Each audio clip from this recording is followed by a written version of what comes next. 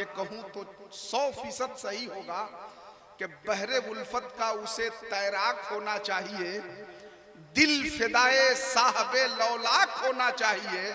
सिर्फ जुमलों के तसद्दुक से नहीं हो पाएगा, नात पढ़ने के लिए दिल पाक होना चाहिए। सिर्फ जुमलों के तसद्दुक से नहीं हो पाएगा, नात पढ़ने के लिए दिल पाक होना चाहिए।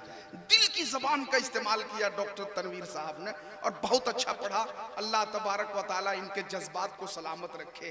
हालांकि इनके नाम के आगे डॉक्टर लगा हुआ है और हमारे नाम के आगे तबीब लगा हुआ है, लगभग दोनों का मानना एक ही है। अब काम कैसा है उनका मेरा क्या है ये तो आप देख ही रहे हैं, लेकिन डॉक्टर तनवीर साहब ने वाकई में दिल खुश कर दिया। अल्लाह तबारक व तआला उन्हें सलामत रखे।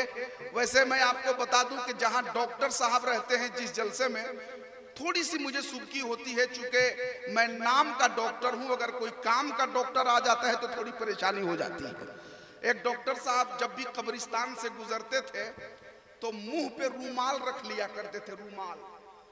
तो एक साहब ने उनसे पूछा कि भाई मामला क्या है, आप जब भी कब्रिस्तान से गुजरते हैं तो मुंह पे रूमाल क्यों रख लेते हैं?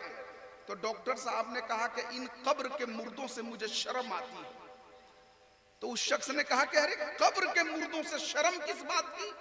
तो डॉक्टर साहब ने कहा कि आप नहीं समझिएगा, असल मामला यह है कि इस कब्र में जितने भी लेटे हुए मुर्दे हैं वो सब मेरे ही इलाज में मरे हैं, समझे?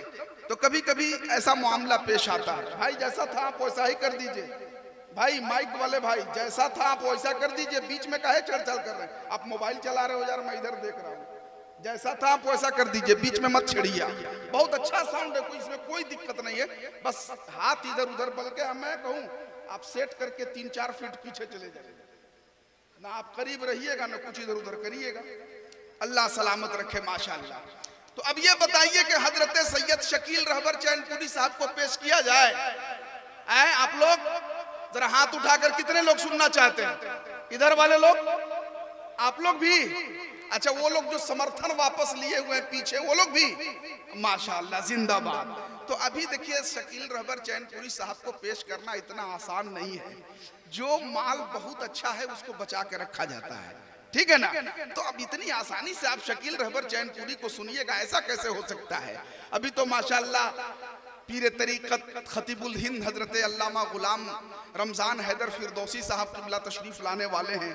खतीब हिंदुस्तान हजरत अल्लामा मुफ्ती सुल्तान रज़ा साहब क़िबला सीवानी तशरीफ़ लाने वाले हैं। अभी ये हमारी जमात के 2 अजीम खतीब जिनकी गुफ्तगू से इंशाअल्लाह आप अपनी आखिरत की जुल्फ़ों को संवारेंगे। तो आइए हजरत सैयद शकील रहबर चैनपुरी साहब के लिए माहौल बनाया जाए और माहौल साजी के लिए एक ऐसे शायर को पेश किया जाए जो सिर्फ शायर ही नहीं है, अल्हम्दुलिल्लाह कोहना मश्क शायर है।